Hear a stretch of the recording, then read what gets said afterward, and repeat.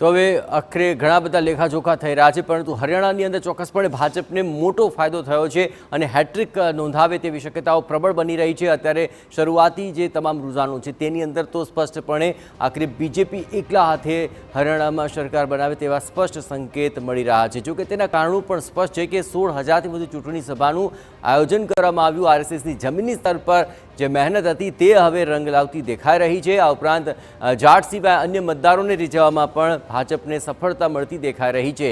RSS દ્વારા door to door જે ચૂંટણી પ્રચાર કરાયો તે પણ સીધું આ પરિણામની અંદર સ્પષ્ટ થઈ રહ્યું છે।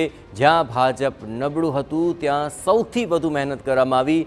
ઉમેદવાર પસંદગીથી લઈને રણનીતિ સુધી આરએસએસનું યોગદાન રહ્યું। હિન્દુ સમાજને મોહન ભાગવતે આહવાન કર્યું હતું તેની પણ અસર સ્પષ્ટપણે દેખાઈ રહી છે અને 4 મહિના સુધી ઝંઝાવતી ચૂંટણી પ્રચાર બાદ હવે જ્યારે પરિણામ આવી રહ્યું છે ત્યારે હરિયાણામાં આખરે સત્તાનું સુકાન ભાજપના હાથમાં આવે તે પ્રકારે આ પરિણામો દેખાઈ રહ્યા છે। નવા ઉમેદવારોને ચૂંટણી મેદાનમાં તેમણે ઉતાર્યા અને બળવાખોરોને વધુ મહત્વ ન આપ્યું। હરિયાણા ભાજપને તેને જ કારણે આ ફાયદો થયો છે।